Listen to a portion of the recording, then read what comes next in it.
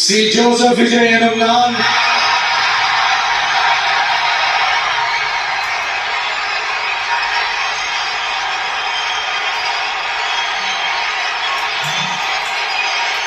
சட்டப்படி அமைக்கப்பட்ட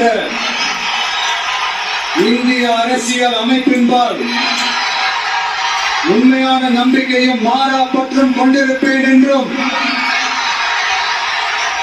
இந்திய நாட்டின் ஒப்பில்லாத முழு முதல் ஆட்சியையும் ஒருமையையும் நிலைநிறுத்துவேன் என்றும் தமிழ்நாட்டு அரசின் முதலமைச்சராக உண்மையாகவும் உளச்சான்றின்படியும் என் கடமைகளை நிறைவேற்றுவேன் என்றும் அரசியல் அமைப்பிற்கும் சட்டத்திற்கும் இணங்க அச்சமும் ஒருதலை சார்பும் இன்றி விருப்பு வெறுப்பை விலக்கி பலதரப்பட்ட மக்கள் அனைவருக்கும் நேர்மையானதை செய்வேன் என்றும் ஆண்டவன் மீது ஆணையிட்டு